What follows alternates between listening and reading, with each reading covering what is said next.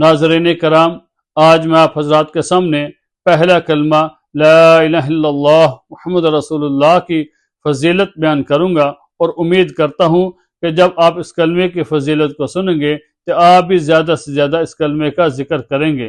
रसूलुल्लाह सल्लल्लाहु अलैहि वसल्लम ने इरशाद फरमाया, तमाम अज़कार में सबसे ज़्यादा फजीलत वाला जो जिक्र है वह ला इलाहा इल्लल्लाह का जिक्र है। तो इस हदीस पाक से मालूम होता है कि अफजल जिक्र वह ला इलाहा इल्लल्लाह का है।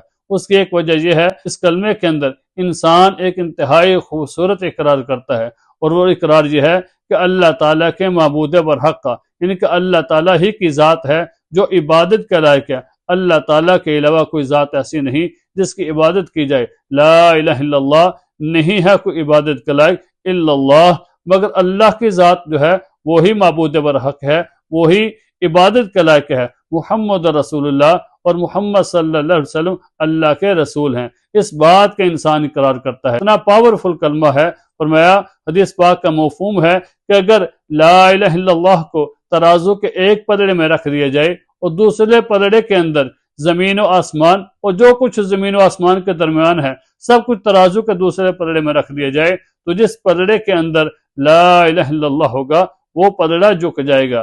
तो ये कलमा इंतहाई पावरफुल है और इंतहाई वजनी है। तो इस कलमे का हमें ज्यादा से ज्यादा जिक्र करना चाहिए। रसूलुल्लाह सल्लल्लाहु अलैहि वसल्लम ने फरमाया, जो शख्स रोजाना 100 मरतबा ला इलाहा इल्लल्लाह पढ़ता है तो कल क़यामत के दिन जब अल्लाह ताला उसको उठाएंगे तो उसका चेहरा 14वीं रात के चांद की तरह चमक रहा होगा।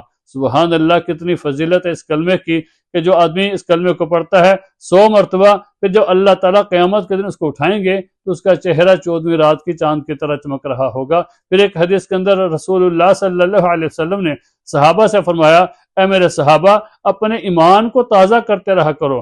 सहाबा ने अर्ज किया, या रसूलल्लाह सल्लल्लाहु अलैहि वसल्लम, हम अपने ईमान को किस तरह ताज़ा करें?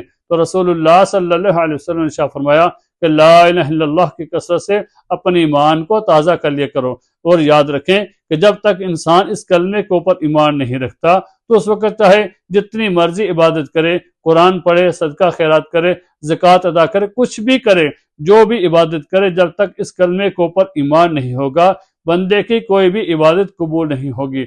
हज़रत उमर रज़ी अल्लाह तआला अपने साथियों के साथ जो है जा रहे थे कि रास्ते में एक जो है राहिब था, उसने देखा कि हज़रत उमर रज़ी अल्लाह तआला का काफिला जा रहा है। वो खड़ा हो गया।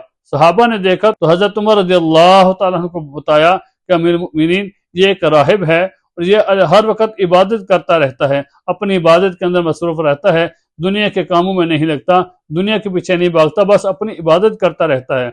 हज़रत उमर रज़ी अल्लाह तआला ने पूछा, क्या इसने कलमा पढ़ा है? ला इलाहा इल्लल्लाह के ऊपर इसका ईमान है?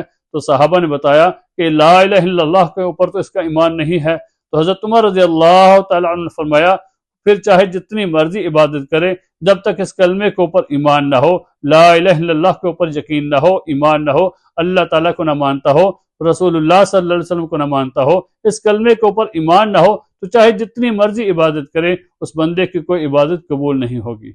मेरी दुआ है कि अल्लाह ताला हमें ज़्यादा से ज़्यादा इस कलमे का जिक्र करने का तौफीक अता फरमाए।